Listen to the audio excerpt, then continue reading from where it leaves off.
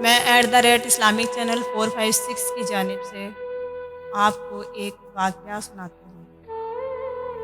حضرت ابن عباس رضی اللہ تعالی عنہ سے روایت ہے کہ نبی کریم صلی اللہ علیہ وآلہ وسلم نے ارشاد فرمایا کہ اللہ تعالیٰ بندے کے 3 قسم کے گناہ معاف نہیں کرے گا۔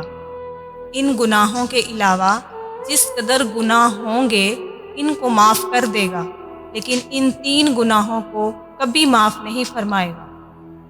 سب سے پہلا گناہ اللہ تعالیٰ کے ساتھ کسی کو شریک ٹھہرانا ہے۔ دوسرا گناہ جادو کرنا یا کروانا۔ تیسرا سب سے بڑا گناہ اپنے مسلمان بھائی کے ساتھ حسد کرنا ہے۔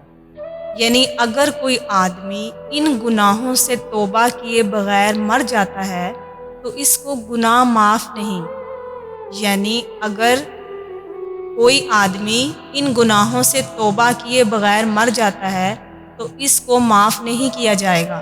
ان گناہوں کے علاوہ اور جتنے گناہ ہوں گے اللہ تعالیٰ چاہے گا تو معاف کر دے گا۔ شرک اس قدر سنگین جرم ہے کہ شرک کرنے والے آدمی کو کوئی عمل قبول نہیں کیا جاتا۔ جادو کے بارے میں ہے کہ یہ وہ بدترین گناہ ہے جو آدمی کو ایمان سے خارج کر دیتا ہے۔ اور حسد کے بارے میں یہ بیان ہے کہ یہ ایسا زہریلا گناہ ہے جو آدمی کی صالحہ سال کی تمام نمازیں، تلاوت، صدقات اور دیگر عبادات ایک لمحے میں برباد کر دیتا ہے۔